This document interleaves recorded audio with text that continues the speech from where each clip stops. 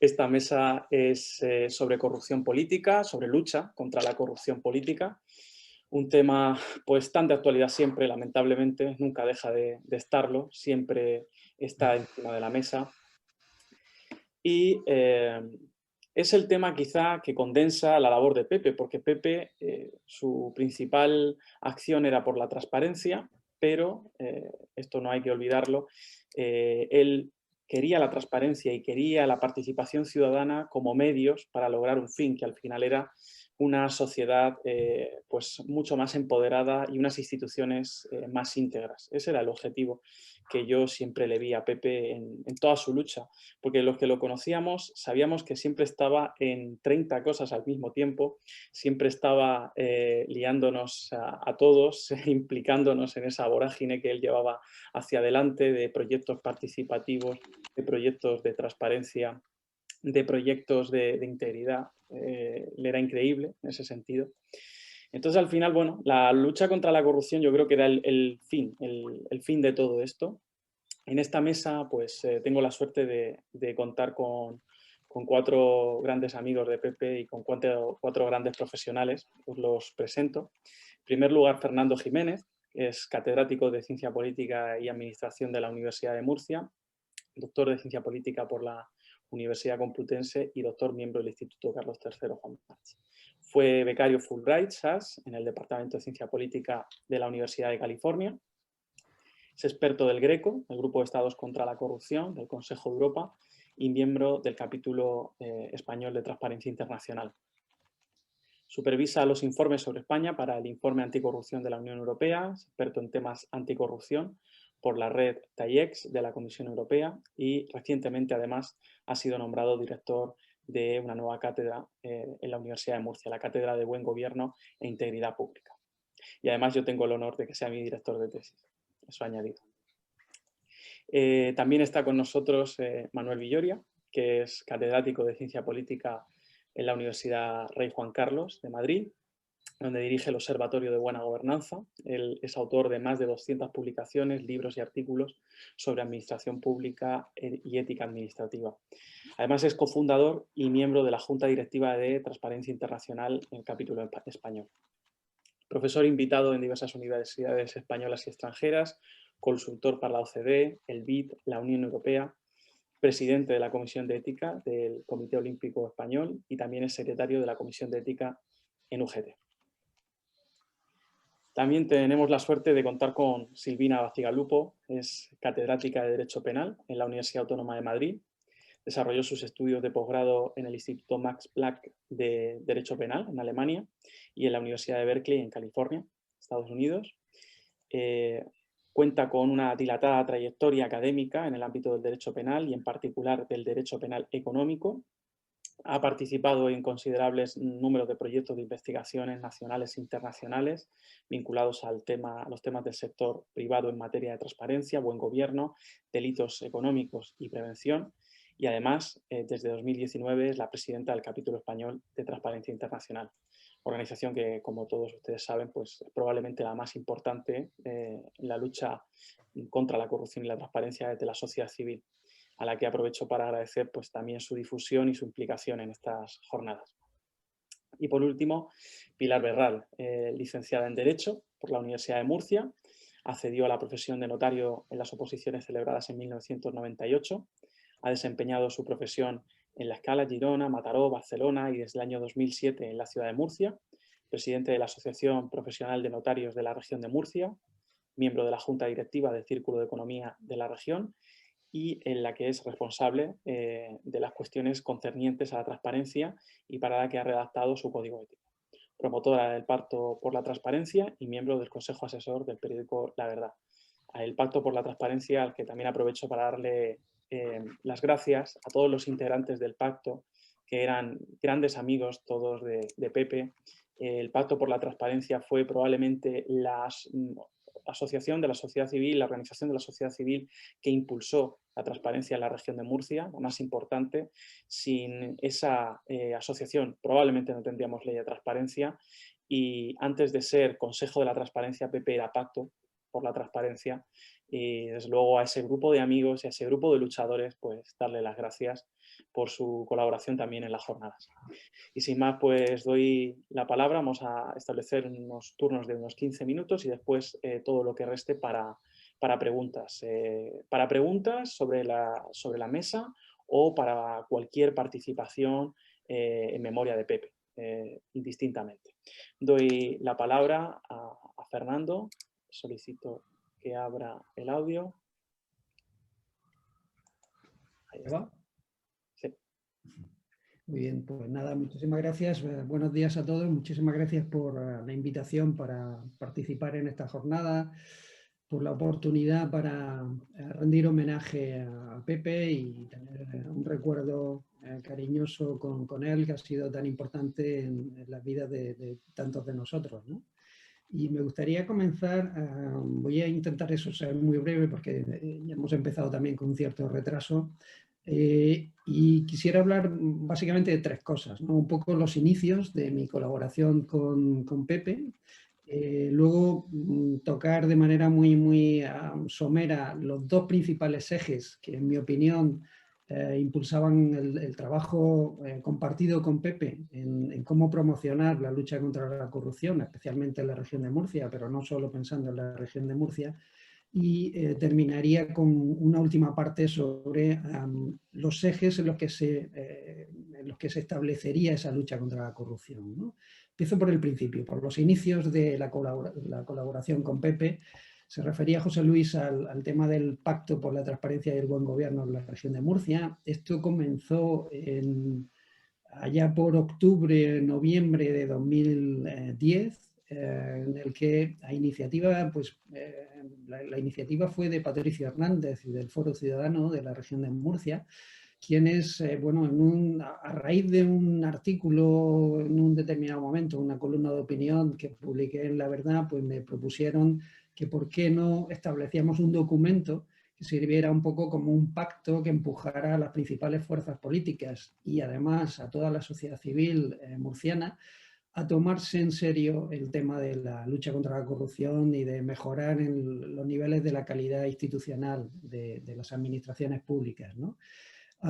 Bueno, pues empezamos a trabajar con eso e inmediatamente lo que nos dimos cuenta, ¿no? La estrategia que pensamos que era más adecuada era, bueno, no solo trabajar un buen documento, un documento que fuera sólido, y yo creo que al final el resultado fue bastante bueno en ese sentido, sino que también esa estrategia fuera una estrategia muy transversal, que no fuera de una parte de la sociedad, que no representara unos intereses muy sectoriales, muy concretos, sino que tuviera la capacidad para que la identificación con este tipo de objetivos, con este tipo de demandas, fuera lo más transversal posible.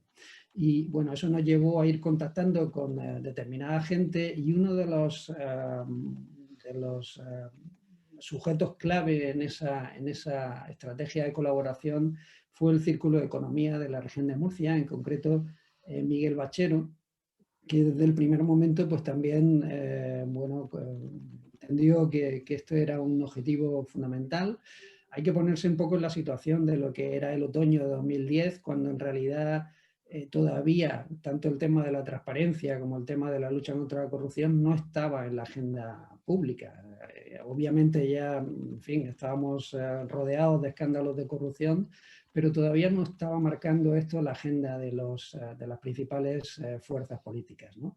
Y bueno, intentamos impulsar, llenar ese vacío, ¿no?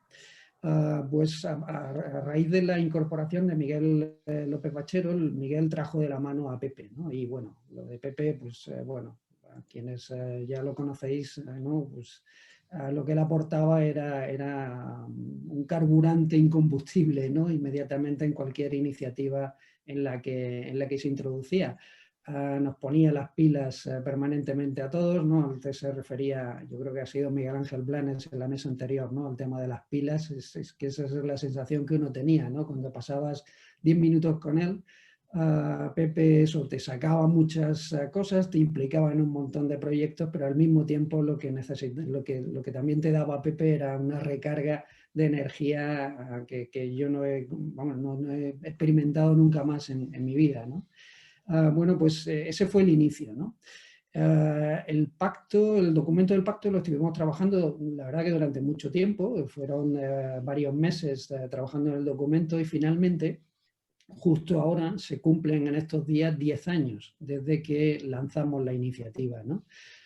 El 1 de abril organizamos un acto público aquí en Murcia, en la Facultad de Derecho, para impulsarlo, y precisamente en ese evento de lanzamiento del pacto contamos con la presencia de bueno, mi buen amigo Manuel Villoria, que tuvo, como siempre, la generosidad de participar en esto y de sumarse como uno más, ¿no?, al impulso de una iniciativa que yo creo que fue muy importante. Desde luego, a juzgar por las últimas semanas, ¿no?, la política murciana de las últimas semanas, parece que no ha servido para nada, ¿no?, esta iniciativa de 10 años de estar impulsando este tipo de medidas y de la importancia que tiene, ¿no?, el fomentar la integridad pública.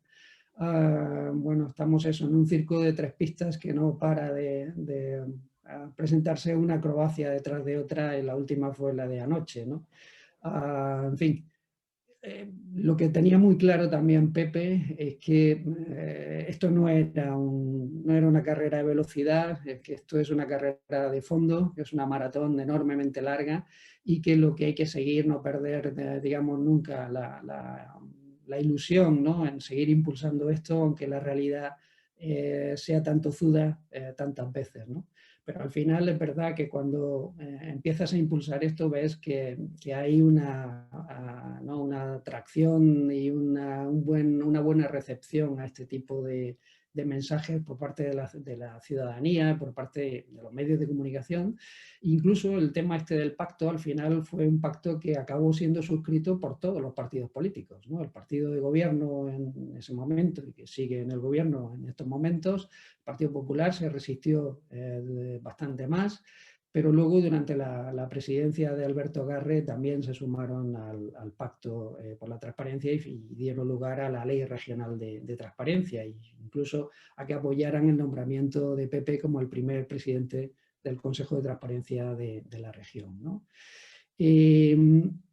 En paralelo con el tema del pacto y a continuación del tema del pacto, uno de los ejes que Pepe tuvo muy claro y en el que era un auténtico maestro, era en que todo este tipo de actividades, todo este tipo de objetivos de mejora de la integridad pública, de mejora de la calidad institucional, no se podían conseguir si uno no estaba al mismo tiempo consiguiendo estimular una concienciación social muy amplia entre la ciudadanía, en último término en la ciudadanía, ¿no?, en la sociedad civil, en los medios de comunicación. Es decir, que esto no es un tema de un círculo de la política exclusivamente, sino que afecta a la vida de los ciudadanos, determina muchos de los aspectos de la vida de los ciudadanos, y que por tanto los ciudadanos tenían que cobrar conciencia de que luchar contra la corrupción es un tema fundamental, ¿no?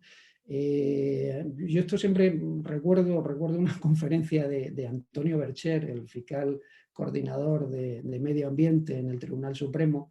Antonio siempre cuenta que la gente reacciona espontáneamente, por ejemplo, ante delitos de sangre, ¿no? Uno ve cometer un asesinato o el intento de cometer un asesinato y la gente reacciona inmediatamente.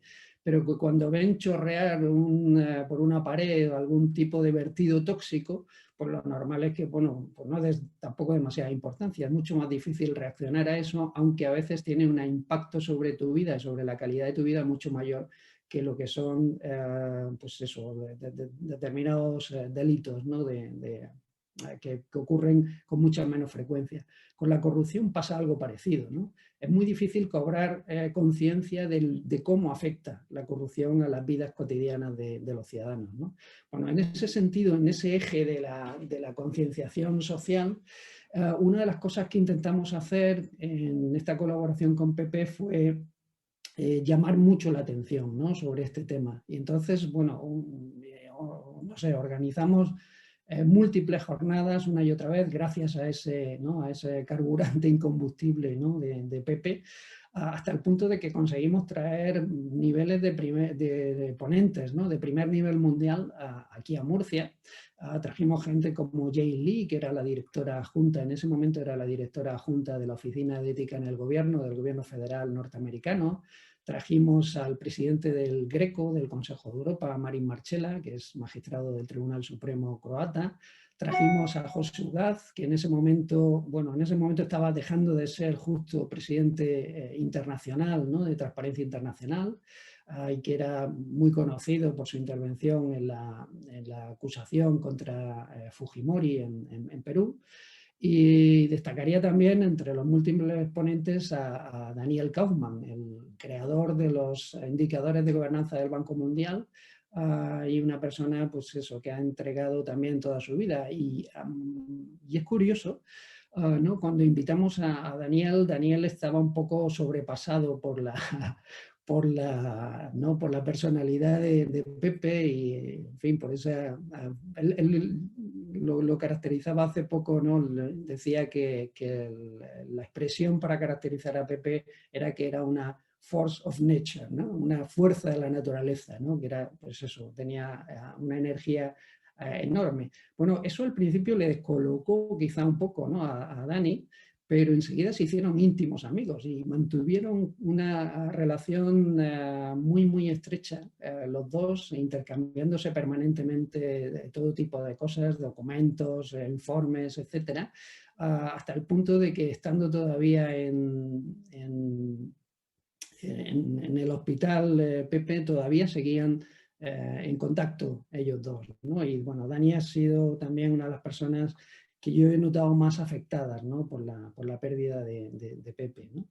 Bueno, dado eso, dada esa idea de la necesidad de concienciación, ¿no?, de que hay que tomarse esto además como un maratón, ¿no?, como una carrera muy de fondo, el segundo eje, ¿no?, que destacaría que en esto de la lucha contra la corrupción de Pepe era la idea también de ser muy propositivos, es decir, no dejarnos otra vez envolver por la melancolía, ¿no?, de la indignación un poco pasiva, sino todo lo contrario, ¿no?, ser muy conscientes de que esto es una lucha muy a largo plazo, muy difícil, donde vamos a tener un obstáculo detrás de otro, pero al mismo tiempo donde tenemos que ser no solo críticos y denunciar y sentirnos indignados, sino ser también muy propositivos, ¿no?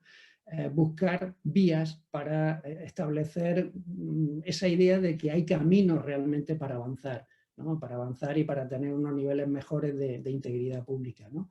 Bueno, y en ese sentido, estoy prácticamente consumiendo mi tiempo, termino simplemente con una anécdota personal, ¿no? Escribí en 2018, fue cuando lo publicamos, un informe para la fundación del BBVA sobre el coste económico que tenía la corrupción y el déficit, lo que encontrábamos que era un déficit de calidad institucional de los gobiernos en España. Junto con Paco Alcalá, que era un colega de economía, un catedrático de economía de aquí de la Universidad de Murcia. Escribimos este informe, que fue además un informe que no nos pidió la fundación del BBVA, aunque fueron quienes lo publicaron finalmente, sino que nos pidió una ONG de lucha contra la corrupción, que era Acción Cívica contra la Corrupción, que está establecida en Valencia. Nos pidieron que hiciéramos esa calibración, ese cálculo de cuánto nos costaba, ¿no?, los niveles de corrupción y de déficit de calidad institucional en España. Y bueno, pues establecimos una serie de escenarios que finalmente, bueno, resumíamos en una idea de que más o menos en torno a un 15, un 16% del PIB era el coste que tenía este déficit de calidad institucional en España. Claro, esto, si lo monetizamos inmediatamente, pues se convierte en torno a unos 200 millones de euros, ¿no?, lo que nos cuesta esa falta de calidad, o en fin, que el nivel de calidad institucional sea más bajo del nivel de desarrollo económico que tenemos como sociedad, ¿no? Bueno, pues esa idea, esto de los 200 millones, claro, fue una idea que enseguida le encajó perfectamente a Pepe, y que Pepe, en todas las entrevistas que tenía con un montón de gente, lo que hacía era siempre entregar un pendrive en el que había una serie, pues, de documentos, de informes que se habían hecho en el Consejo de Transparencia de la región de Murcia, que a él le parecían especialmente importantes, y añadía siempre el informe este de Paco Alcalá y mío, ¿no? que habíamos hecho sobre el coste económico de la corrupción. Y cuando daba el pendrive siempre lo acompañaba de la expresión: mira, aquí te estoy dando 200 millones de euros, ¿no? Te doy 200 millones de euros, es decir, esta es la manera de implicar a empresarios, a líderes políticos, a líderes sociales en la lucha contra la corrupción, y más allá de la lucha contra la corrupción, en la mejora de la calidad institucional. Porque acabo con esta idea, una idea que compartía Pepe con su amigo Daniel Kaufman, era precisamente esto de que no se lucha contra la corrupción luchando contra la corrupción, es decir, en los términos más estrechos de la persecución penal de la corrupción, que ese es un elemento muy importante, pero probablemente ni siquiera es el más importante, que solo podemos luchar contra la corrupción mejorando la calidad de nuestras instituciones públicas, ¿no? Bueno, pues esto era un poco lo que se podía conseguir, poder mejorando nuestras instituciones públicas. Podemos tener un nivel de desarrollo económico, por tanto, un nivel de empleo y un nivel de salarios mucho más altos de los que tenemos en estos momentos. Por tanto, hay mucho que ganar, ¿no?, en la lucha contra la corrupción. Esto no es un tema simplemente, aunque ya sería importante, de ética pública, es un tema que va más allá todavía de esto y que tiene que ver directamente con la calidad de vida de todos los ciudadanos. Yo lo dejaría ahí por el momento, José Luis. Simplemente eso, daros las gracias por la organización de estas jornadas y nada, si hay luego oportunidad en el debate, pues podemos aclarar algún punto. Gracias. Genial, Fernando. Muchísimas gracias. Vamos a dar paso a pedirle que active el audio, Manuel. Cuando quieras, Manolo. Pues buenos días, muchísimas gracias por la invitación, gracias a Novagop, gracias a la Universidad de Murcia, encantado de ver a Encarna, encantado de ver a José Luis, y gracias de nuevo a todos por estar aquí en este homenaje en el cual pues yo me siento uno más, un amigo más, intentando recordar a alguien verdaderamente que era una fuerza de la naturaleza. Yo siempre, quizás para expresar un poco lo que era Pepe, yo creo que lo mejor a veces es usar algunos versos, y si me vais a permitir que use unos versos muy conocidos de Henley, en un poema que todos conocemos que se llama Invictus, y que dice lo siguiente, dice: en las azarosas garras de las circunstancias nunca me he lamentado ni he pestañeado. Sometido a los golpes del destino, mi cabeza está ensangrentada, pero erguida. No importa cuán estrecho sea el portal, cuán cargada de castigos la sentencia. Soy el amo de mi destino, soy el capitán de mi alma. Yo creo que con esos versos creo que expreso muy bien quién era Pepe Molina, el capitán de su alma, el invencible Pepe Molina. Y bueno, y en homenaje a él, pues vamos a hablar brevemente de algunas cosas vinculadas a la corrupción, que es una palabra que últimamente desaparece cuando se habla de estos temas, y se habla de integridad, de transparencia, pero se intenta evitar usar la palabra corrupción. En el mundo de la política, la palabra corrupción genera mucho resquemor, excepto cuando tienes un instrumento para atacar al contrario, ¿no? En ese caso se usa muy bien la palabra corrupción, pero en el momento que puede afectarte a ti, pues los políticos tienden a evitar usar esa palabra. Yo creo que hay que usarla porque es una enfermedad que está ahí, ¿no? Por no hablar del cáncer no deja de existir el cáncer, por no hablar del COVID no deja de existir el COVID, están ahí, ¿no? Y yo creo que la corrupción está ahí, está muy presente. Lo que pasa es que, y esto es algo que con mi querido amigo Fernando hemos tratado muchas veces, el concepto es muy amplio, muy ambiguo, es polisémico, y normalmente centramos corrupción en abuso de poder para beneficio privado, directo o indirecto, con incumplimiento de las leyes, con un incumplimiento de las normas legales que regulan la conducta de los servidores públicos, ¿no?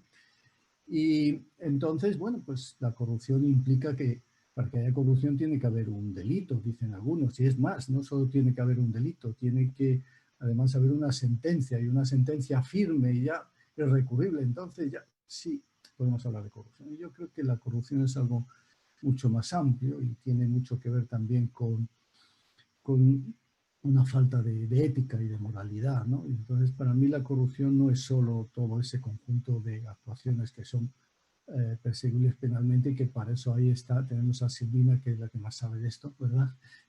La persecución penal a la corrupción, pero yo creo que hay muchas actuaciones que son contrarias a la ética, que no son perseguibles penalmente, que es muy difícil perseguirlas penalmente, incluso que administrativamente también tienen sus dificultades para encontrar sanción y sin embargo son corruptas. Y yo les voy a dar algún ejemplo. Cuando un político se vacuna sin que le corresponda de la COVID, ¿qué es eso? No es un abuso de poder para beneficio privado. Y en ese caso no estaríamos hablando de corrupción. O ahora hemos visto el tema del transfugismo, ¿no? Cuidado con el transfugismo porque también es un tema muy debatible, ¿no? Yo no creo que se pueda decir que cualquier político es transfuga cuando no sigue los criterios ciegamente de su partido, porque entonces estaríamos en un mundo donde la libertad de expresión, de opinión, la libertad para representarnos por parte de nuestros representantes dejaría de existir, ¿no? Pero sí es cierto que cuando se dan ciertas condiciones, lo que llamamos transfugismo se convierte ya también en corrupción, ¿no? O en algo que yo llamaría corrupción. Es decir, cuando alguien no sigue los criterios del partido. Esos criterios del partido son coherentes con el programa electoral y con sus estatutos. Pero además de eso, cambia su voto y gracias a su cambio de voto o hay un cambio de gobierno o no lo hay. Y además recibe a cambio un regalo, ¿eso cómo se llama? Yo creo que se llama corrupción, ¿no? Y con esto no quiero decir que todo, repito, todo acto de un político en el cual se aparta del criterio de su partido sea ni mucho menos transfugismo, ni mucho menos corrupción, puede ser un ejercicio de la libertad y de la capacidad de pensar autónomamente por parte de un político. Pero cuando hay además regalos, etcétera, pues yo creo que estamos hablando de corrupción. ¿Es perseguible penalmente? Pues parece que es difícil, ¿no? Pero está ahí, ¿no? Igual que el clientelismo, el enchufismo, para los ciudadanos españoles yo creo que cuando les pregunta sobre el clientelismo y el enchufismo lo conectan prácticamente con corrupción, ¿no? Y solo se explica así ciertas respuestas en los eurobarómetros, ¿no? Y es evidente que vivimos en un país donde es muy difícil, ¿verdad?, que te den algo por mérito. Es muy difícil. Si no tienes a alguien, puedes tener mérito, pero si además del mérito no te ayudas llamando a alguien, buscando las conexiones, defendiendo tus intereses, por sí mismo no va a ocurrir, no te van a nombrar, no te van a apoyar, ¿no? Y entonces, bueno,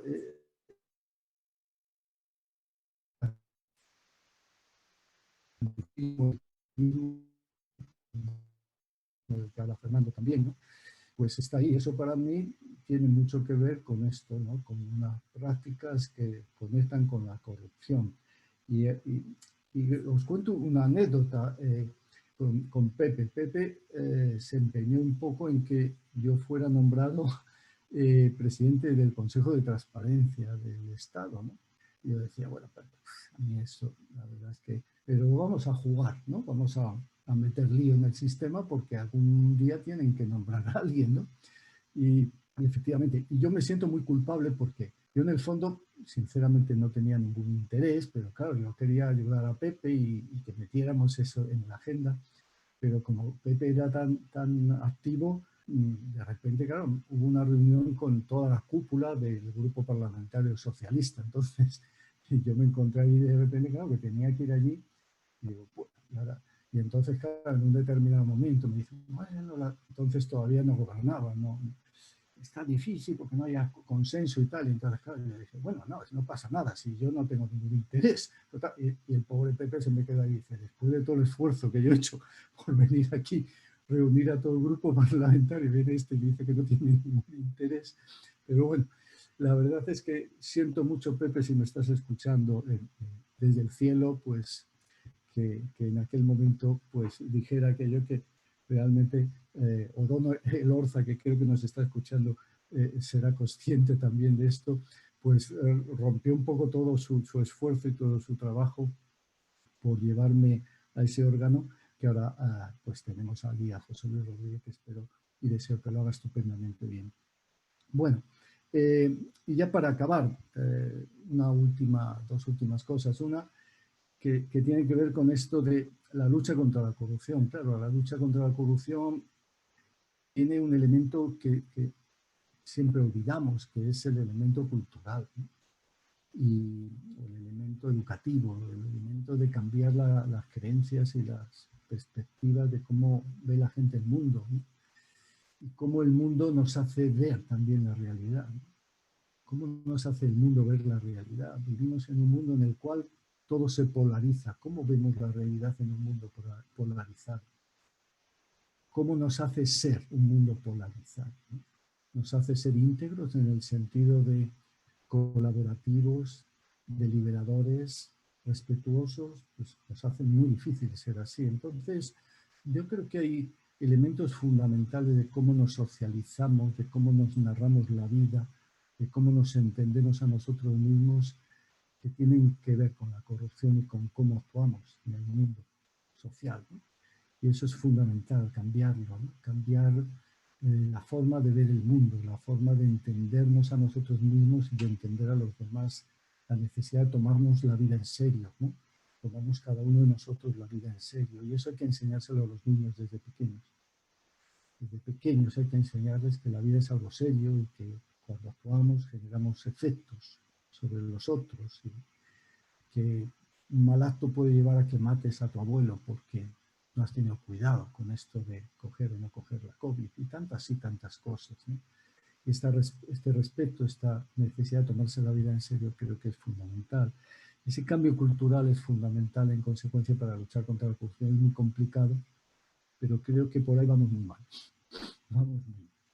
Es decir, no creo que estemos enseñando realmente a la gente, a la ciudadanía, a los jóvenes, cómo debe ser un buen ciudadano, cómo debe ser un ciudadano o una ciudadana íntegra.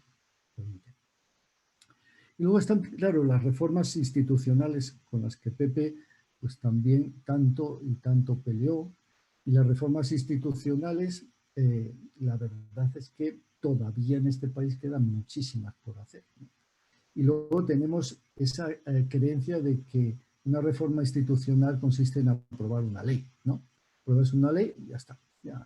Tenemos un consejo de la transparencia, ya está. Ya hemos creado la transparencia, mire usted. Pues no. Esto exige muchísimas más cosas, ¿no? Exige, como decían antes los miembros de la anterior mesa, pues tener un presupuesto adecuado, tener unas competencias adecuadas, tener la posibilidad sancionadora, tener tantas y tantas cosas para llevar adelante e implementar las normas. Es algo que vamos a ver ahora con la ley, con la directiva de protección a los alertadores, que cuando yo he analizado la directiva de una perspectiva de implementación, esto que en ciencia política llamamos el implementation gap, ¿no? Claro, te das cuenta, esto exige una cantidad de esfuerzos económicos, organizativos, formativos brutales. Si no tienes en cuenta eso, pues no, aprobar la ley, que no se aplicará, como tantas y tantas cosas en este país, y al final yo digo que vamos a conseguir, ¿no? Nuevamente, creo que ahí es fundamental algo, creo que muy importante, y es lo siguiente. Creo que la sociedad civil tiene un papel fundamental en este momento. En este momento, cuando todo parece que va mal, nuevamente necesitamos ahí hacer esto que llamamos la estrategia sándwich, ¿no? Que es necesario que la sociedad civil se ponga a movilizarse y a trabajar ¿con quién? Pues hay que trabajar con aquellas personas que son reformadores dentro del gobierno, dentro de los partidos, dentro de la administración. Ahí tenemos una estrategia conjunta.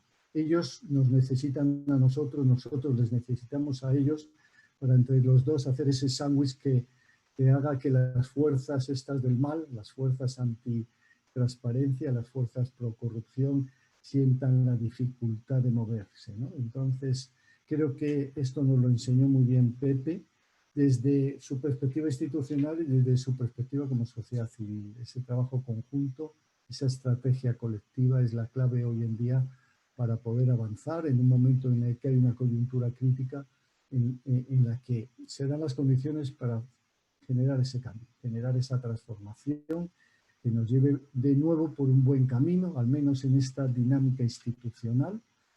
Hemos tenido momentos en la historia de este país en los cuales se han tomado medidas importantes que han ayudado en la mejora del país. Se creó la Fiscalía Anticorrupción por un pacto, en ese caso, fíjense, entre el Partido Socialista y el Partido Popular, fue muy importante.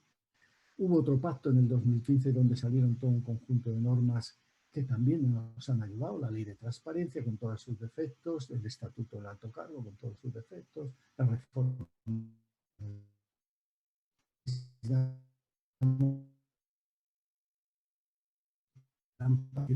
que nos queda y sobre todo asumir la necesidad de implementar las cosas, porque como no las implementemos, como no pongamos no solo la ley, sino todos los medios personales, económicos, de iniciativa, de actitudes necesarias para llevar adelante las cosas, pues nunca cambiarán. Yo creo que aprendiendo de Pepe, de ese invicto Pepe, pues vamos a seguir trabajando hasta que la muerte nos lleve como se lo llevó a él.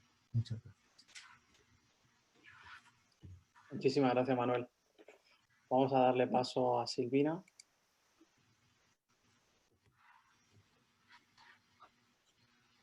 Hola, ¿se escucha? Sí, Silvina, ¿qué tal? Gracias, José Luis. Bueno, pues en primer lugar quiero también agradecer muy especialmente a todos los organizadores la posibilidad de poder estar hoy aquí en una mesa redonda para rendir homenaje a Pepe Molina. No puedo decir más cosas buenas de todas las que se han dicho.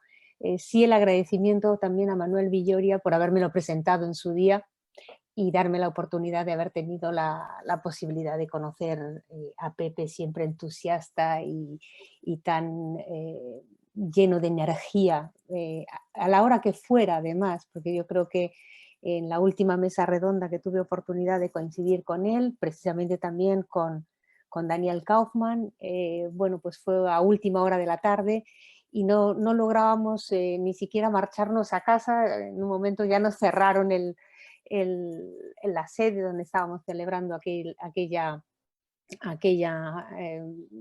seminario y tuvimos ya que despedirnos y quedamos en hablar de temas que nos preocupaban a los dos y particularmente en aquel momento le preocupaba la protección de los alertadores. Tema que habíamos también tenido como ocasión la posibilidad de tratar en ese seminario y además hemos tenido la suerte de contar con una alertadora de un caso de corrupción en aquel momento y por tanto fue especialmente importante aquella jornada o aquel seminario que fue en pequeño comité, pero que realmente dio mucho de sí. Por lo tanto, creo que si en algo puedo rendirle homenaje es en tratar un tema que a él le preocupaba especialmente, además de las cuestiones jurídicas que tratamos allí, le preocupaban mucho naturalmente todas las cuestiones de la protección que había que depararle.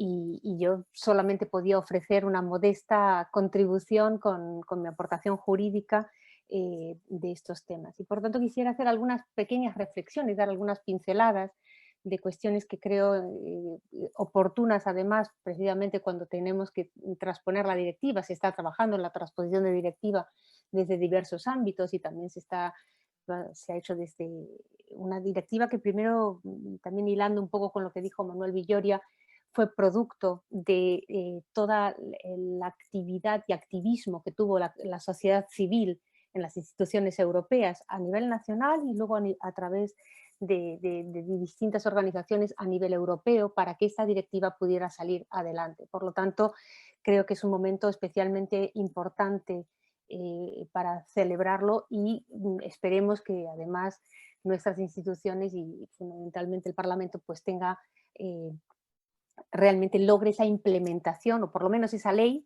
Es verdad, Manolo, que tener una ley no lo es todo, pero si no la tenemos tampoco la podremos implementar. Entonces, las dos cuestiones serían importantes. Algunas cuestiones que me preocupan especialmente de esta transposición y que creo que hay que tener precisamente en cuenta, y también desde la perspectiva que se ha tratado, o que Fernando, por ejemplo, hizo mucha alusión, en la primera mesa también, es decir, de mejorar los niveles de integridad de las instituciones y a ver hasta qué punto pues, esta directiva nos va a permitir también reforzar precisamente esa misión que tenemos en este momento. Es una directiva cuya transposición no es fácil, resulta especialmente delicado el equilibrio que hay que encontrar, el fino equilibrio jurídico que van a tener que encontrar, que tendrá que encontrar el legislador entre la protección del alertador y otros derechos fundamentales de la presunción de inocencia, los derechos de defensa, cuestiones estrictamente procesales, penales, relativas a las pruebas, a cómo tienen que ser las pruebas de cargo. Es decir, hay muchas cuestiones técnicas complejas, pero que creo que desde luego hay un margen extraordinariamente amplio para hacer una buena ley en este sentido. En primer lugar, creo que es importante tener en cuenta que la directiva no solamente tiene 27 artículos, si no recuerdo ahora mal, pero tiene sobre todo 110 considerandos que enmarcan gran parte de la reflexión que tenemos que llevar a cabo en esta materia. Normalmente la exposición de motivos se pasa rápidamente por alto en estas cuestiones y sin embargo en este caso creo que resulta especialmente importante por ser un ámbito tan novedoso. Por otro lado, la directiva viene a culminar una cuestión, una política importante de la Unión Europea, cuando también se ha logrado imponer en el ámbito del derecho europeo la creación de la Fiscalía Europea para la protección de los intereses financieros de la Unión Europea, y al final los intereses financieros de la Unión Europea son precisamente aquellos intereses que protegemos a través de los delitos también que están vinculados a la corrupción. Por lo tanto, no deja de ser importante que se cierre en el espacio europeo unos marcos de actuación importantes. De las cuestiones concretas que se han tratado o que quisiera llamar la atención, en primer lugar se le achaca a la directiva la limitación del ámbito material. Es evidente que una directiva puede regular sobre lo que está permitido regular y por lo tanto en materia penal pues no puede entrar en mayores cuestiones, pero sí es cierto que el propio artículo 2 da mucho margen de actuación, es decir, el elenco de temas que podemos tratar y de conductas que se tienen que tener en cuenta son importantes en esta protección. Hablamos, prácticamente da lugar a toda la contratación pública, a los delitos contra las administraciones, a la administración de justicia, hacienda pública, subvenciones, ayudas públicas, por lo tanto, un elenco muy amplio en el cual, por ejemplo, no estaría fuera tampoco la financiación de los partidos políticos. Por lo tanto, el elenco de ámbitos de protección, de ese ámbito subjetivo que hace la directiva del nivel tanto del contexto laboral de funcionarios públicos como en el ámbito privado, yo creo que la propia directiva, sin perjuicio de ir a una transposición horizontal, es decir, más amplia de lo que a lo mejor concretamente nos está diciendo la directiva, sin embargo, nos da lugar a un escenario bastante más amplio, es decir, una transposición horizontal que va a lograr o logra cubrir, a mi modo de ver, todos los ámbitos importantes en esta materia.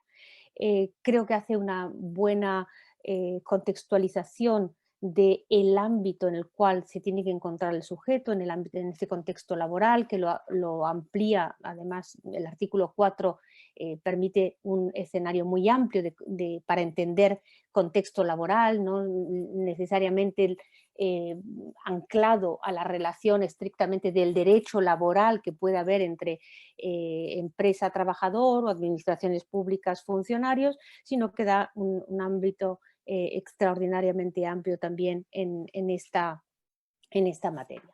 Quizás por centrarme ya en las cuestiones más concretas de los problemas en qué consiste la alerta o en qué medida tiene que tener lugar, pues hay una parte que me parece que es importante resaltar y es la que se refiere a el hecho o a la circunstancia, mejor dicho, de que el informante no tiene que tener motivos razonables para pensar que la información es veraz, pero lógicamente no se le puede exigir que tenga el conocimiento de la veracidad, ni haya comprobado esos hechos, ni haya tenido que investigar esos hechos. Yo creo que es una parte importante porque la mejor protección para el alertador estará cuanto antes pueda dar noticia de alguna circunstancia basada en hechos, evidentemente, porque de lo contrario no se admiten las sospechas en este sentido, sino hechos que me permitan deducir me sirvan de indicios de posibles conductas irregulares o, llegado el caso, incluso delictivas, y en ese sentido me parece que todo el elenco de argumentos o de reflexiones que es el propio Considerando 43 es una parte importante a tener en cuenta en esta materia. Creo que otro de los ámbitos que se está discutiendo sobre si la denuncia puede o no ser anónima es algo que no tiene una especial relevancia porque podría serlo perfectamente, pero esto no es imposible ni incompatible con el derecho procesal. Es verdad que si la denuncia es anónima, es una noticia criminis, la Fiscalía o las autoridades correspondientes pueden investigar, pero dejan una prueba más débil para aquel que tiene que llevar a cabo la investigación. Si acaso me preocupan algunas cuestiones que puedan tener que ver, lógicamente, desde mi perspectiva penal, y ahí me van a perdonar que sea estrictamente me ciña estrictamente a mi ámbito de conocimiento, y es los riesgos penales en los que podría incurrir un alertador, y que por lo tanto creo que es algo donde más hay que centrar la protección, es decir, una protección que permita deslindar claramente en qué ámbitos el alertador no debería entrar, por la sencilla razón que incurre ya en unos riesgos de los cuales difícilmente se lo puede proteger en este sentido.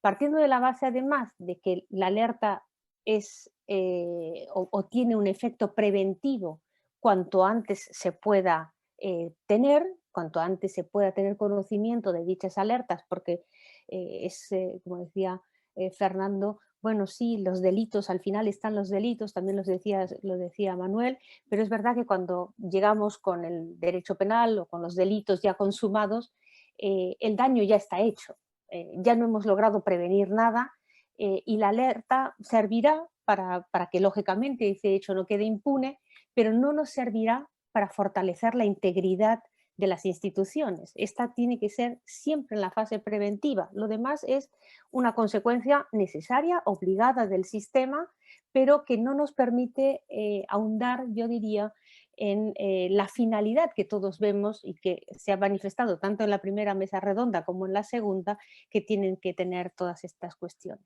Es decir, el riesgo de la revelación por parte del alertador de una información que podría estar protegida por otras leyes, lógicamente es un ámbito que la directiva cuida especialmente. El artículo 21 se dedica especialmente a este ámbito y deja exento algunas cuestiones en las cuales va a estar protegido, pero también deja muy claro que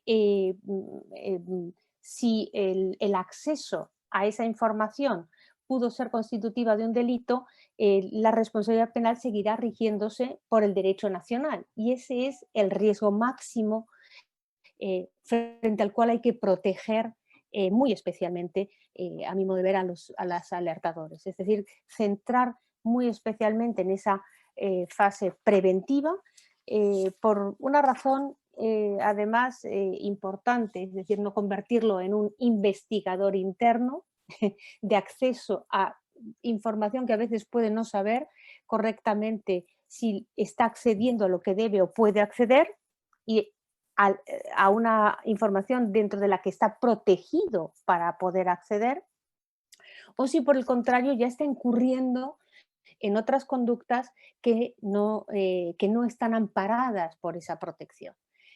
Creo que ahí es uno de los puntos, o nos encontramos con una de las cuestiones más sensibles de la protección, es decir, yo diría que los canales de denuncias, o los canales internos, o las alertas, canales de alertas, como los queramos llamar, tienen dos fases o dos niveles importantes en los que operan. El primero, y ese es el que donde hay que poner, por así decir, toda la precaución y todas las medidas importantes, es en el ámbito de la prevención. Es decir, si queremos a través de las alertas lograr mejorar los niveles de integridad, lo lograremos cuanto antes conozcamos irregularidades que podamos ir reconduciendo, que podamos, por tanto, ir atajando. Es decir, no solamente son normas de conducta, son procedimientos, son controles concretos, sino que es un estado, además, en ese momento de la prevención y de esa alerta, donde el propio alertador o la persona que va a informar no necesita tener grandes conocimientos de hechos que puedan ser o no constitutivos de delito. Ya el hecho de conductas, como se decía, que vulneren los conflictos de intereses, que no necesariamente me da lugar a un delito, como decía Manolo Villoria antes, decía, bueno, hay muchas cosas que parecen que no, y sin embargo no son delitos y no podemos hacer nada. Claro, pero tenemos un elenco enorme de normas previas al delito que sí están en aras a esa integridad de la toma de decisiones en ya sea las administraciones públicas, ya sea en el ámbito empresarial. Y ahí es donde hace falta que esa fase de la prevención tenga asesoramiento, se puedan hacer consultas, se puedan despejar, exista educación y sobre todo formación en esa parte, para que podamos detectar todas esas cuestiones que están en esa fase, que permiten, a mi modo de ver, sí ser un especial instrumento para mejorar los niveles de integridad. El otro nivel, el nivel en el cual ya la alerta es una denuncia, y es la denuncia de un hecho que puede ser constitutivo de delito, requiere muchísimo más conocimiento, requiere hacer unas valoraciones que a lo mejor ni el funcionario público ni un empleado puede valorar en ese momento, donde también es especialmente importante ese asesoramiento, la consulta y demás a los fines de la protección de ese informante o de ese alertador, y fundamentalmente tener muy claro también que en toda esta protección pues, no debe fallar la distinción entre quien participa en un hecho delictivo frente a quien no participa en el hecho delictivo, para la protección o la disminución de la responsabilidad que puede ser de una persona que por las circunstancias que fuera se hubiera visto involucrado en un hecho de esta categoría. En primer lugar, es claro que no es punible nunca la participación cuando es imprudente, solamente sería punible si fuera dolosa, y cabría las atenuantes de arrepentimiento o confesión en el ámbito ya estrictamente penal. Pero sí que permite también en esa fase poder tener la suficiente capacidad de asesoramiento en estos canales, si lo que queremos tener es un mecanismo realmente preventivo de la corrupción, no un que en última instancia nos aflorarán casos de corrupción que serán juzgados oportunamente, pero centrar sobre todo el esfuerzo en aquellas cuestiones que nos permiten prevenir. ¿Por qué? Porque a mi modo de ver, solamente así vamos a poder mejorar realmente los niveles de integridad. Y esta es gran parte de la conversación que mantuvimos con Pepe aquel día, en aquel seminario, en el cual me decía, claro, me estás dando una visión algo distinta, pero claro, yo no soy penalista, ni mucho menos, tiene que serlo. Yo lamentablemente solo soy penalista y por eso es la visión que tengo, pero fue una charla tremendamente enriquecedora en la cual nos permitió, y bueno, me lo permiten además todos vosotros, toda la primera mesa fue interesantísima, las que me han precedido en el uso de la palabra también, y he agotado mi tiempo, con lo cual quedo a disposición para luego. Muchísimas gracias. Y tenemos que decir gracias Pepe por estar aquí hoy presente en la manera que lo está, estimulándonos siempre, cada día desde donde estés. Muchas gracias. Muchísimas gracias, Silvina. Vamos a dar paso a Pilar Berrar.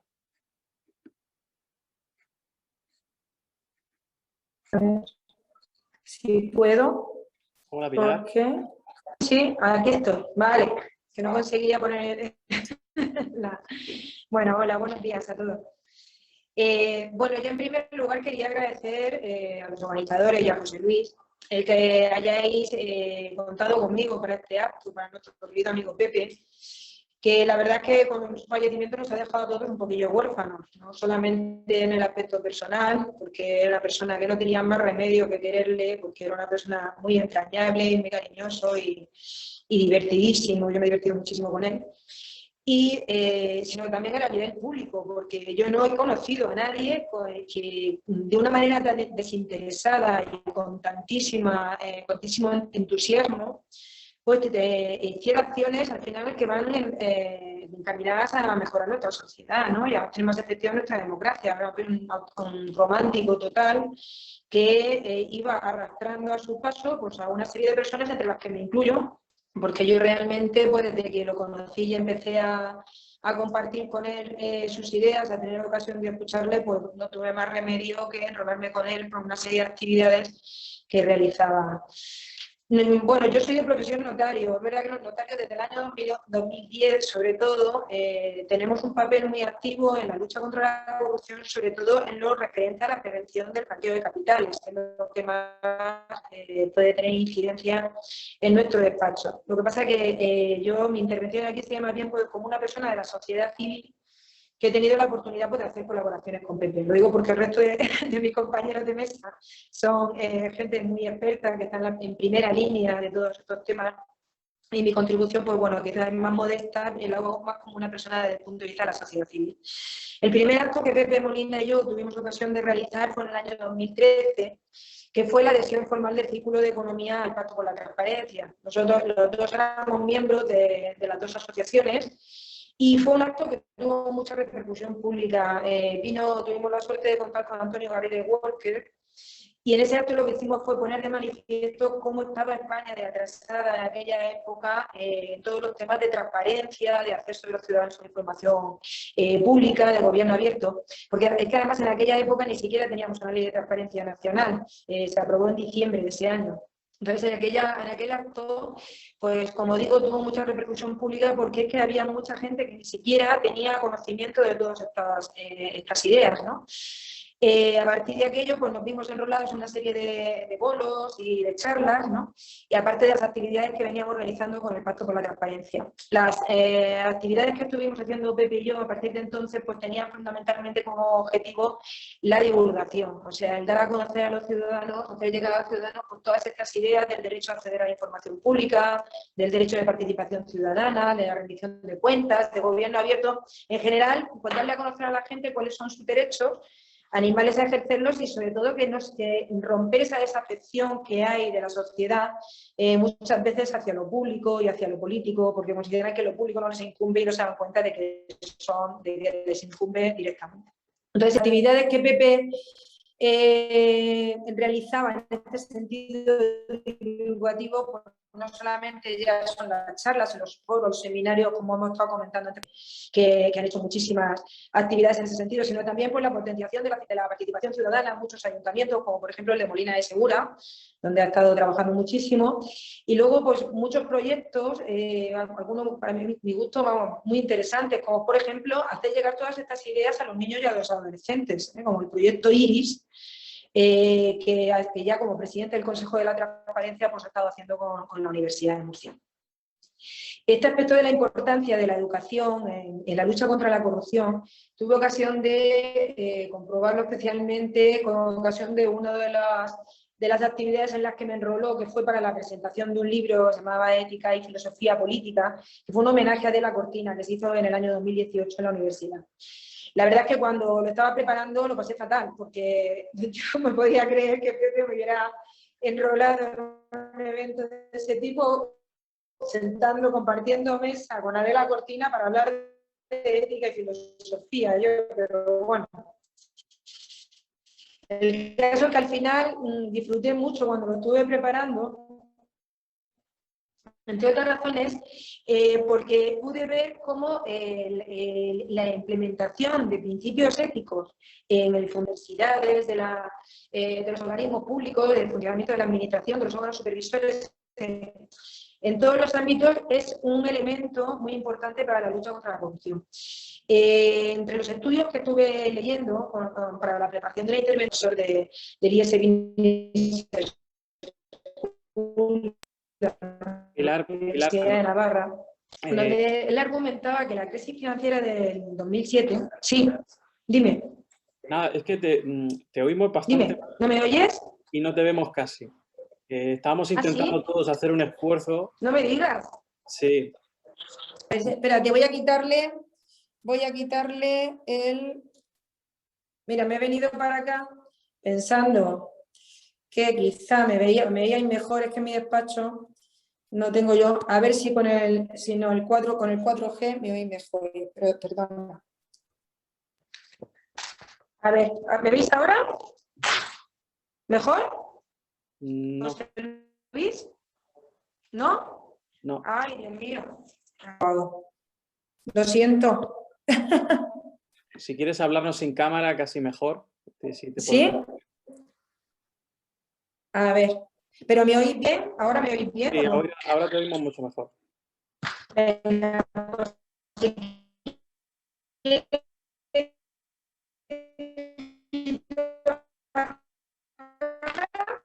Ahora no tenemos nada, ¿eh? ¿Quito la imagen? Sí, quítala. Quítala. Ahí. ¿Me oyen mal, no? ¿Quitan la cámara? ¿Me oyen mejor o no? Antes te oíamos mejor, pero ahora creo que te volvemos a oír un poco. A ver, Ahora. vamos a ver. ¿Ahora? ¿Me oyen mejor ahora? Sí, ahora, Pilar, ahora. Hijo, lo siento. Me he venido aquí al despacho, a una zona donde hay mejor wifi, pero hijo, parece que no ha sido muy exitoso, lo siento. Mejor, ¿no? Sí, ahora te oímos bien. Vale, perdonadme. Bueno, pues lo que decía, que con ocasión de la presentación del libro de Adela Cortina, homenaje a Adela Cortina, pues uno de los estudios que estuve leyendo fue uno de estudios de Antonio Argandoña, que es un profesor del IS Business School de la Universidad de Navarra, donde ponía de manifiesto cómo, por ejemplo, la crisis financiera del 2007 pues fue una crisis ética, porque si los fundamentos, los principios éticos hubieran estado dentro del funcionamiento de las instituciones, mucho de lo que pasó no habría pasado, ¿no? Por ejemplo, a nivel de las empresas, por ejemplo, los bancos, entre ellos, pues ahí lo que primaba era el volumen de las operaciones, no tener en cuenta la calidad. Los organismos supervisores muchas veces cobraban según la valoración que daban a las empresas que ellos mismos tenían que auditar, ¿no? O incluso la gente que estaba al frente de los organismos de supervisión, pues no eran seleccionados con criterios objetivos de competencia, sino que de tal manera que incluso muchas veces hasta desconocían las estructuras que tenían que controlar. Claro, luego había una serie de prácticas que no solamente entonces, y yo creo que hoy incluso mucha gente no las percibe como incorrectas, como por ejemplo modificación de estructuras societarias para eludir incompatibilidades o deslocalización de empresas, ¿no? Para sitios donde hay una legislación fiscal más laxa, ¿no? Entonces todo ello pues, dio lugar pues, bueno, a toda la grandísima corrupción que ya todos conocemos, ¿no? Por ello pienso que es fundamental que a nivel académico, por ejemplo, se incrementen los estudios de ética, ¿no? Tenemos un sistema educativo en el que la corrupción ni siquiera es un tema que se afronte en las escuelas. O sea, tenemos una concepción utilitarista de la educación, donde al final lo que estamos buscando es gente que tenga éxito empresarial, pero no se estudian conceptos o no se analiza por la justicia social, el bien común, la solidaridad y sobre todo, por lo que comentaba antes Fernando, ¿no? De los 200 millones de euros que decía Pepe, es necesario que la gente sea consciente de qué incidencia tiene en su vida la corrupción. O sea, cómo puede al final desincentivar la inversión privada, incentivar el fraude fiscal con la falta de financiación de los servicios públicos, y eso al final pues, lo que termina es ahondando en la desigualdad social y incluso puede afectar a los pilares de la democracia, porque al final la gente pues, pierde la confianza en las instituciones, ¿no? del Estado. Por eso considero que es fundamental educar una serie de principios universales, o sea, hay que crear o potenciar que la gente sea reflexiva y crítica, que asuma responsabilidades sociales y que empaticen con los demás y afronten los problemas que tenemos actualmente. Ahora yo creo que tenemos un siglo por delante muy complicado, muy difícil para las generaciones venideras, porque, bueno, tenemos una serie de retos como, por ejemplo, la inteligencia artificial, los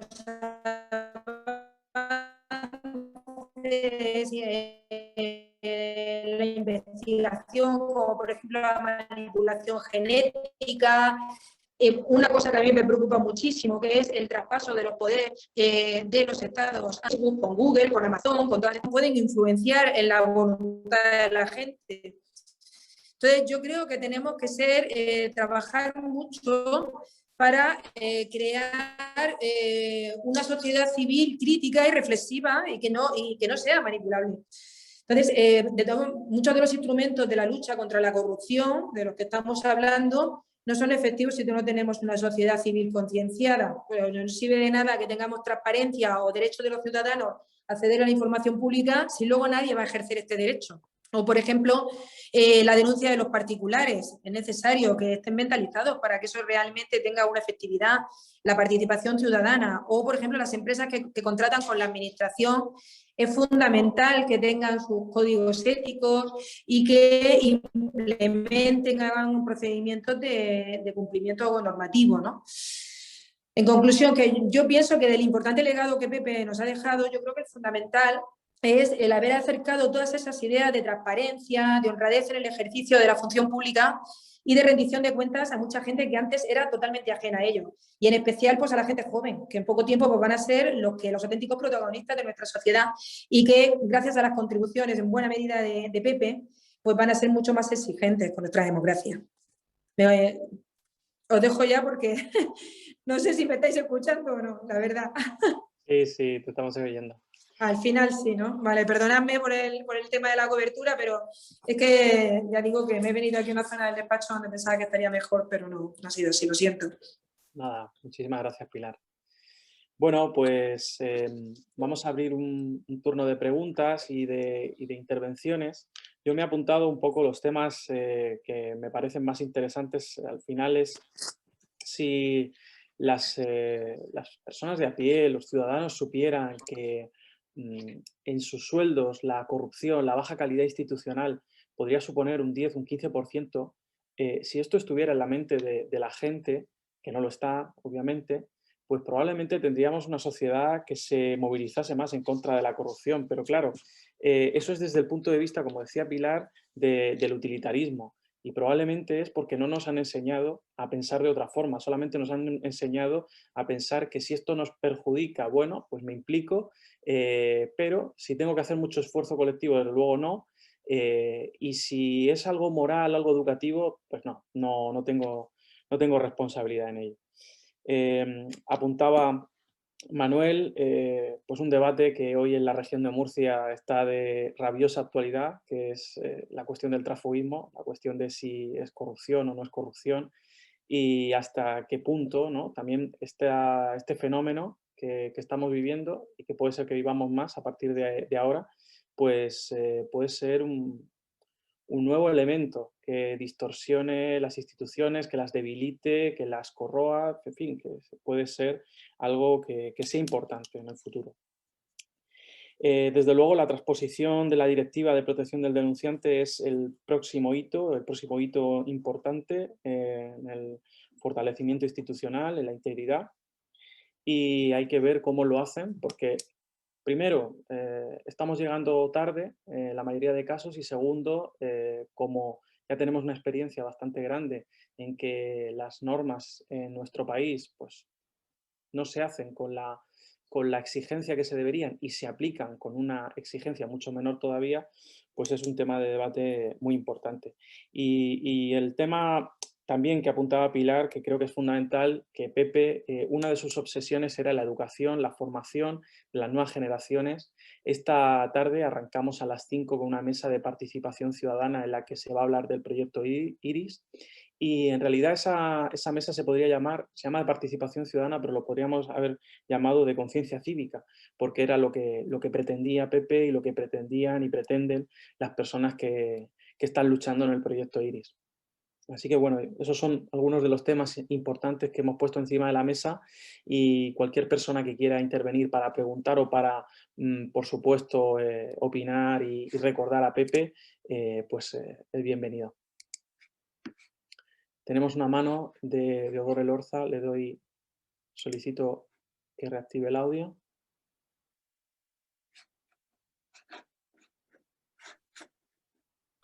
Sí. Hola, buenas. Gracias. Gracias por la invitación y sobre todo por la organización de esta jornada tan completa, ¿no? Tan laboriosa. Así que gracias a los organizadores y a los ponentes. Me he conectado hace hora y pico y bueno, he podido seguir en este caso esta última ponencia y he tomado nota de algunas intervenciones porque estoy muy interesado y de alguna manera trabajando a mi nivel con esta transposición de la directiva europea.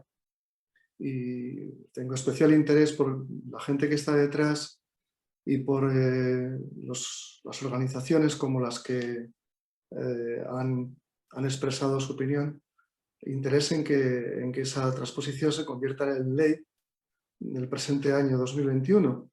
Y me ha llamado mucho la atención la capacidad, el conocimiento, la exposición de Silvina.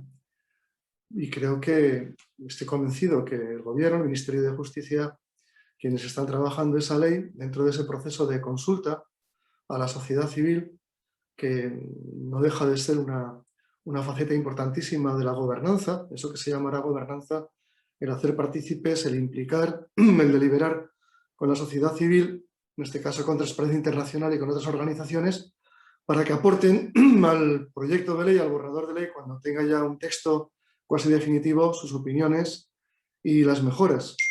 Si no, aprovechamos los conocimientos y la capacidad de la sociedad civil, de sus organizaciones, evidentemente las leyes no serán suficientemente eficaces y no contendrán todos aquellos aspectos que un montón de gente, de expertos, de organismos, de personas que en su tiempo libre trabajan y reflexionan a fondo sobre ello. De modo que muchas gracias por lo que ha aportado Silvina, gracias también a Manuel Villoria, porque me ha gustado mucho su referencia, creo que acertada, porque hay un cierto riesgo cuando se habla de transfugismo, que ese transfugismo se extienda a casos que no son tales. Creo que él lo ha explicado muy bien.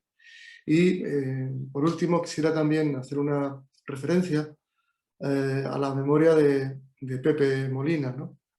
Con quien tuve el honor de trabajar, de colaborar y sobre todo de aprender en temas de corrupción, de transparencia, rendición de cuentas, en definitiva en defensa de la democracia en España.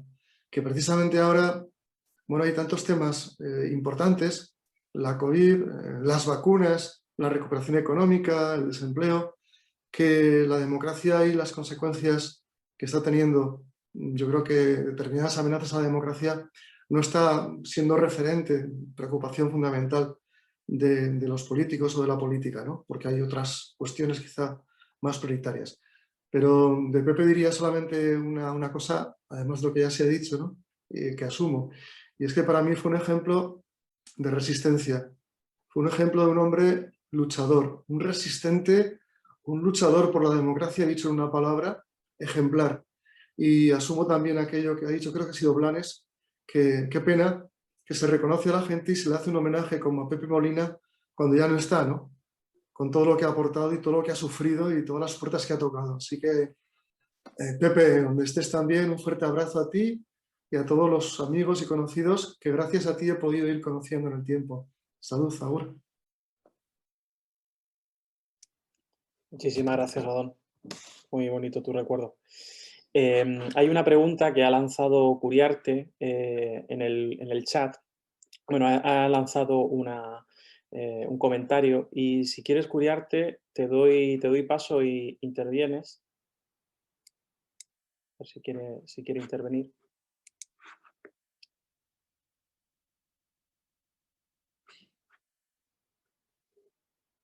Bueno, si quiere intervenir, ahora como le he pedido que active el micro, pues intervendrá. Yo por lanzar un tema de debate para estos minutos de debate, mientras hay más preguntas, como los tres sois miembros, perdón, de Fernando, Manuel y Silvina, sois miembros de Transparencia Internacional. Bueno, Transparencia Internacional creo que ha pasado la época de la evaluación de la transparencia activa, esa época que tuvo y que fue muy importante. Y ahora podría haber una época en la que sería interesante juzgar la calidad de la legislación y la calidad de la implementación de la legislación, de transparencia, de lucha contra la corrupción, de protección del denunciante, por ejemplo. No sé qué opináis de este tema.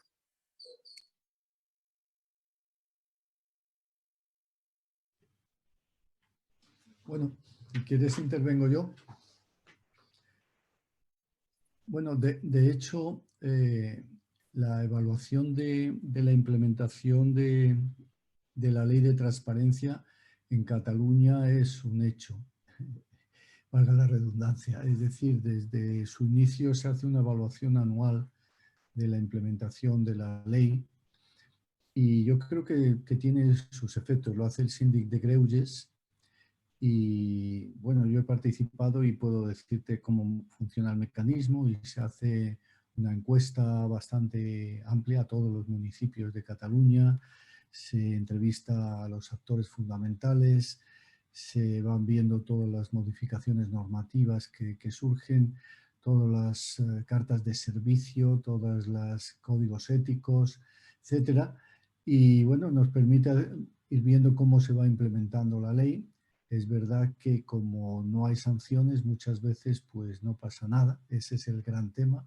Al no existir un sistema sancionador, parece que es imposible que las cosas funcionen en este país. No obstante, es verdad que se ha avanzado bastante y en Cataluña, bueno, ellos pueden explicarlo mejor, que porque se han hecho muchas cosas en ese ámbito que son interesantes, ¿no? Pero está claro que cualquier ley en España mínimamente compleja necesita tener una obligación, de acuerdo con los temas de Better Regulation, una obligación de evaluación de la implementación y de evaluación del impacto. El impacto es mucho más complejo de evaluar, pero la implementación se puede ir evaluando año a año de forma bastante clara. Y yo creo que eso es fundamental en cualquier ley en España. Debería ya salir con su obligación de evaluación de la implementación, ¿no? Sí. ¿Me permite? Sí, Silvina, si quieres también comentar. Claro. Muchísimas gracias. Bueno, nosotros, como bien ha dicho también Manuel en ese sentido, pero Transparencia Internacional en particular está trabajando en este momento. Transparencia Internacional me refiero a todo el movimiento, no solamente a Transparencia Internacional de España, los capítulos nacionales hacemos nuestra parte. Estamos ahora mismo haciendo un seguimiento importante de la transposición de la directiva, de cómo los Estados miembros están avanzando en la transposición de la directiva, qué características tienen unas y otras leyes para poder seguir haciendo hincapié en qué aspectos son esenciales y no pueden dejarse de tener en cuenta en las legislaciones europeas. Por lo tanto, esa labor de advocacy que hacemos, que realmente es la parte al final importante, ¿no? De hacer ese seguimiento de cómo están dando el resultado que realmente necesitamos para optimizar los instrumentos jurídicos en aras a mejorar las instituciones. En cuanto a la directiva, en este momento de protección de alertadores o de informadores de infracciones de la Unión Europea, lo estamos haciendo además teniendo en cuenta o empujando, por así decir, también con otras, en alianza con otras asociaciones de la sociedad civil, como puede ser WIN, en particular para que todo el elenco de garantías que se propone la directiva pues sean efectivas. No solamente se va a lograr, como lo dijo también Manuel al principio, teniendo la ley. Es decir, sí, una vez tenemos la ley, necesitamos hacer seguimiento del funcionamiento, de la implementación real de esa ley. Y requeriremos también otras cuestiones que no solamente pueden estar en la ley, sino asociaciones de apoyo a los alertadores, asesoramiento adecuado. No solamente están en la protección estrictamente jurídica, a veces hace falta también otras medidas sociales que en este ámbito no las hemos estado especialmente contemplando o considerando y sin embargo también son importantes, ¿no? Para que una persona que manifiesta su compromiso, participa en hacer una alerta, luego no tenga el resto de su vida una desgracia por ser un alertador. Es decir, toda esa parte va a haber que protegerla adecuadamente, ¿no? Y eso también es importante en la evaluación de las implementaciones y de los mecanismos también adicionales a la ley que puede haber para proteger. Muchas gracias. Fernando, ¿tú quieres comentar de lo que se ha comentado, de los temas que se han puesto encima de la mesa? Como has sido el primero en intervenir, han hablado todos los demás después. Si quieres comentar algo. Vale, gracias. Bueno, no directamente sobre esto porque yo creo que lo han dejado ellos dos suficientemente claro, pero evidentemente, ¿no? Medir el cumplimiento de cualquier tipo de norma es esencial, ¿no? Y eso con el tema de la ley de transparencia, por supuesto, ¿no? Pero más allá de eso, en general, el tema de la calidad de la regulación es uno de los grandes déficits que tenemos en España, ¿no? Y que afecta enormemente a la capacidad de funcionamiento eficaz del Estado, de las administraciones públicas, ¿no? Y de nuevo es un tema, bueno, que no acaba tampoco de entrar del todo en la agenda pública, ¿no? Y necesitaríamos tomarnos mucho más en serio esto, ¿no? Tenemos unos niveles de inflación normativa que son tremendos, digo, comparado con países de nuestro entorno, ¿no? Si en Reino Unido llevan ya años con el principio del one out o one in, one out, ¿no? Cada ley nueva que se aprueba es siempre derogando alguna anterior para no contribuir a la inflación normativa. Yo creo que en España hemos llegado a eso, a unos niveles en los que al menos deberíamos jugar con el principio de one in, 10 out, ¿no? Por lo menos 10 fuera por cada una nueva norma, porque tenemos unos niveles de inflación normativa muy grandes, ¿no? Y ese es uno de los campos fundamentales, ¿no? Yo diría que hay tres grandes pilares en esto de las políticas de mejora de la calidad institucional, que es mejorar la eficacia del funcionamiento de las administraciones públicas, ¿vale? El funcionamiento del Estado en general, en todos los niveles, y eso implica dos temas que no tenemos todavía bien cogidos dentro de la agenda. Uno, el tema de la calidad de la regulación y dos, mejorar la eficacia de la administración, la efectividad del gobierno, y eso implica también que nos tomemos mucho más en serio el tema de la profesionalización de la administración, ¿vale? Los niveles de partidismo, especialmente en los escalones de dirección pública, siguen siendo excesivamente altos, de nuevo también comparado con los países de nuestro entorno. Cada cambio de gobierno influye en una serie de niveles que no tiene parangón en los países vecinos, ¿no? Después de un cambio de gobierno en los países vecinos, cuando un partido sustituye a otro al frente de un gobierno, pues se sustituye uno o dos niveles, ¿no? El ministro y el secretario de Estado como mucho.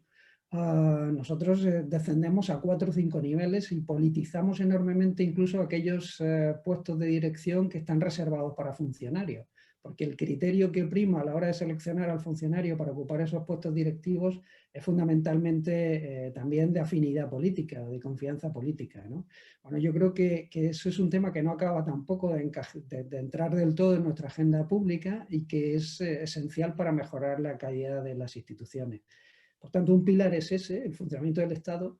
Otro pilar es el tema de los límites efectivos al Poder Ejecutivo, ¿vale? No acabamos tampoco de tomarnos demasiado en serio ese tema. De hecho, en los últimos años estamos dando pasos agigantados hacia atrás.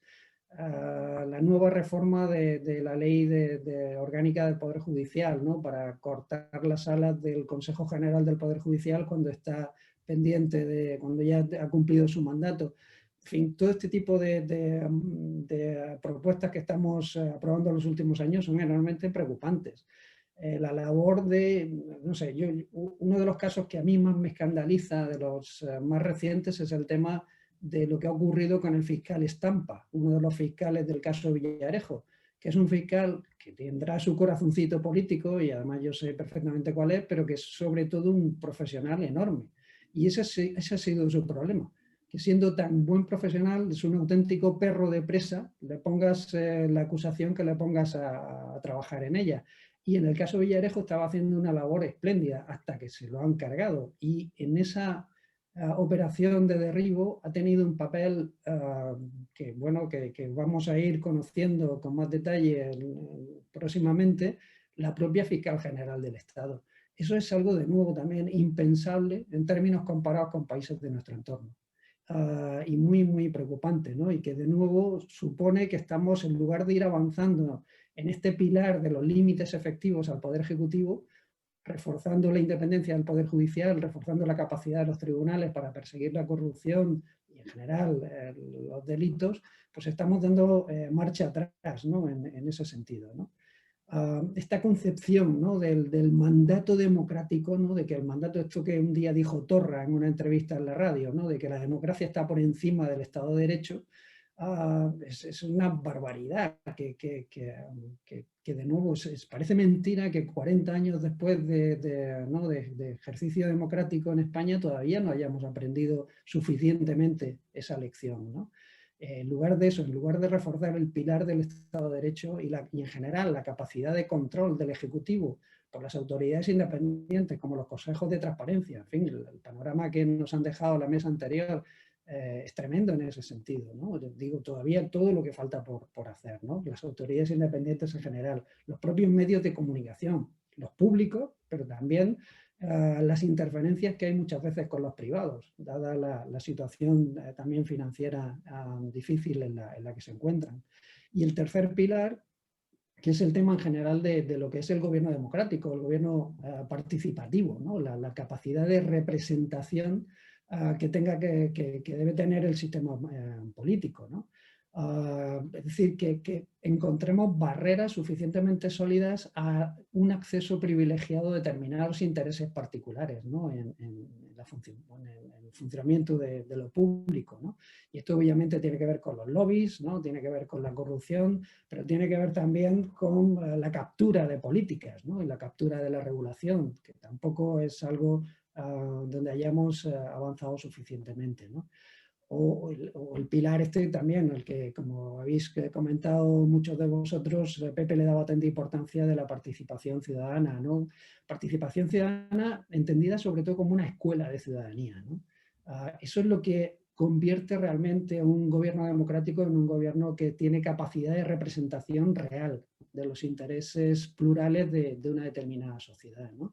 Bueno, en fin, que tenemos una agenda por delante pues muy, muy grande todavía, y a veces eso, uno siente de que en los últimos años, comentábamos que hace 10 años justo de la publicación del Pacto por la Transparencia, pues la sensación después de estos 10 años es que empezamos a dar pasos hacia adelante, pero que en los últimos 3, 4, 5 años estamos dando pasos hacia atrás de manera verdaderamente preocupante. Muchas gracias, Fernando. Manuel, si quieres comentar algo de todo lo que se ha dicho, ¿no? Está servido. Bueno, pues Daniel, ¿estás levantando la mano? ¿Sí? Venga, te doy acceso.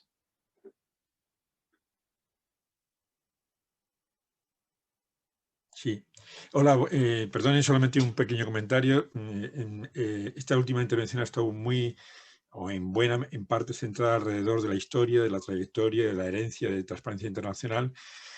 Conozco hace mucho tiempo a Manuel Villoria, del que me encanta, digamos, ser su seguidor permanente hace unos cuantos años, pero no conocía personalmente a Silvina García Lupo y me gustaría, que es la nueva presidenta, y me gustaría animarles a que retomaran, al hilo de lo que se ha estado comentando aquí, al menos en parte, la cuestión de la evaluación de la transparencia, porque como decía Fernando, si se puede tener la sensación de un cierto retroceso en estos 3 o 4 últimos años, en el sentido de que ha salido un poco de la agenda pública, de que la gente habla más de gobierno abierto, de otras cosas, es porque se ha levantado un poco el pie que empezó poniendo precisamente Transparencia Internacional en la evaluación de los portales de transparencia. Antes de que hubiera ley de transparencia, es bueno recordarlo en este momento, Transparencia Internacional creó su propio sistema, digamos, modesto en el comparado con luego las obligaciones de la ley, pero muy importante en aquel momento, porque puso a todo el mundo las pilas a tener un portal antes de incluso de la ley y a cargarlo con contenidos. Sobre todo, pero en la medida en que solamente evaluaba a comunidades autónomas, diputaciones, grandes municipios, pues bueno, fue un impulso, pero al retirarse y al no recibir la sanción o la recompensa reputacional de Transparencia Internacional, ese esfuerzo de mantenimiento de los portales de transparencia a veces disminuyó, ¿no? Entonces, en este sentido, ahora, antes he comentado que bueno que hay nuevos sistemas de evaluación ya incorporando las obligaciones de las leyes y hay herramientas tecnológicas que permiten a mucho más bajo costo poder realizar esto y para ello estamos abiertos lo dejo aquí y no prolongo, a colaborar en ese sentido reconociendo el papel de Transparencia Internacional en el pasado, que creo que sigue teniendo una oportunidad también en el futuro. Y muchas gracias, no me alargo más. Silvina, si quieres comentarle a Daniel. Bueno, pues en primer lugar, muchísimas gracias, Daniel, por tus palabras, por el reconocimiento a Transparencia Internacional, a la labor que se viene haciendo y que es prolongada. Creo que en esto no hay un antes y un después de Transparencia Internacional como un movimiento, lo que hay es una evolución de nuestro movimiento y nuestro secretariado general en Berlín, lógicamente, también avanza en explorar nuevas fórmulas y, por tanto, bueno, pues está dentro de un programa que todo el movimiento tiene y, lógicamente, el capítulo español también está obligado a seguir esos avances.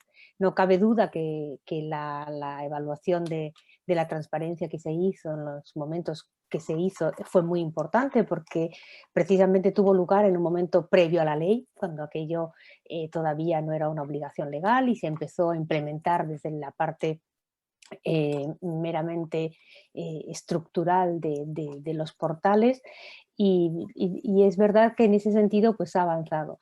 Es una pena pensar que la cultura de la transparencia solamente viene si hay premio detrás, si hay evaluación, si hay gratificación por ser transparente, cuando justamente lo que tenemos es que yo creo que en esto Pepe tenía un importantísimo discurso que me gustaría también poderlo destacar, es la educación.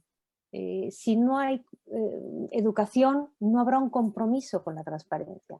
Es decir, explicar, educar, en todos los niveles de educación, porque empieza lógicamente en la escuela, sigue en la universidad, en los cursos de formación continua que hacen los funcionarios, en qué consisten todas las cuestiones que hacemos, pues lógicamente son importantes. Y los medios que tiene además una organización como Transparencia Internacional va también un poco vinculada a los proyectos financiados que tenemos y que tenemos desde Berlín y la estrategia, yo creo que sería interesante que todos conocierais nuestra estrategia, está colgada en la página web, la tenemos muy desarrollada porque apunta a líneas más macro, por así decirlo, de corrupción y que está, yo diría, ahora pues en una segunda evolución o en una tercera, es decir, no sabría decirte si estamos en el 7.0, 4.0, 3.0 de la versión estratégica que estamos haciendo, pero tenemos un plan estratégico 2021-2030, nuestro Vision 2030, que por tanto contempla un amplio número de temas importantes en torno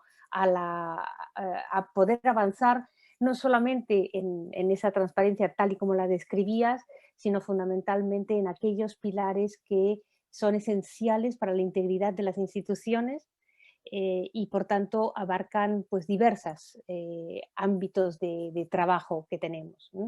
Me encantaría poder hacer una presentación más larga de ella, pero bueno, estoy abierta para hacerosla, estamos abiertos todos en Transparencia Internacional para hacerosla y sin lugar a duda yo creo que la trayectoria de nuestro capítulo español ha sido, te agradezco a todos los que están aquí, muchos de los que están participando, la colaboración que siempre han tenido y creo que además también es especialmente destacable, ya dado que las jornadas son en homenaje a Pepe, el gran compromiso que él ha tenido en todo momento, en todas las etapas y en todas las cuestiones que hemos desarrollado.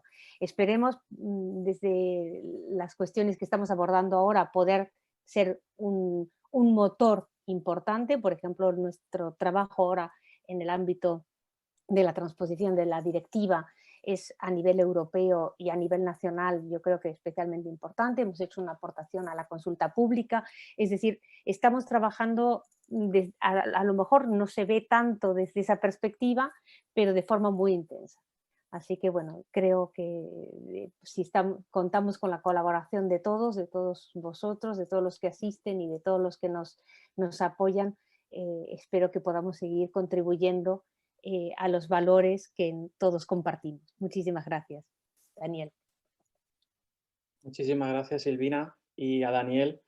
La verdad que bueno, la labor de Transparencia Internacional es innegable, es el precursor de esta lucha a nivel internacional y en España ha sido un baluarte. Es verdad que era otro momento, yo creo que el momento de los índices de Transparencia Internacional, bueno, pues se ha visto, digamos, superado, construyendo encima de ellos, desde luego. Y hay que decir que ahora, bueno, Mesta es el sistema, ¿no?, que desde el Estado se ha impulsado y ahí hay que reconocer a Daniel el impulso que han hecho en Canarias. Canarias es el mejor caso, el mejor ejemplo de evaluación de la transparencia activa ahora mismo en España. Están evaluando todas las instituciones que tienen bajo su marco, todos los sujetos obligados a su normativa. Y son un ejemplo. En Murcia lo intentamos, Pepe lo intentó, hicimos un primer Mesta, región de Murcia, que Alfredo lo sabe y se acordará, ahí estuvimos luchando y bueno, después ahora creo que están también intentando poner en marcha un segundo Mesta apoyados por Daniel y con el software de Daniel y el software de Canarias. Así que bueno, son un ejemplo, pero el problema aquí, y yo me permito hacer esta reflexión, es que los órganos de control, hay algunos que son increíbles casos de éxito, increíbles digo porque se lo ponen muy complicado, Murcia, Pepe lo intentó y Daniel lo ha conseguido sin duda alguna, pero claro, depende de que haya personas como Daniel o como Pepe que se dejen la piel en luchar por esto. Si no existe esa figura, ese órgano de control al final no lo consigue porque las resistencias, los obstáculos son tan grandes que al final es muy difícil. Entonces, esa es, bueno, yo creo que la solicitud de Daniel a Transparencia Internacional fue por ahí, que son pocos y cuesta mucho luchar contra esto. Pero bueno, perdóname porque me permito hacer esta reflexión, que Daniel sabe que bueno, hemos trabajado muchísimo en esto. Y nada, os doy las gracias a todos los ponentes, a todos los participantes esta tarde.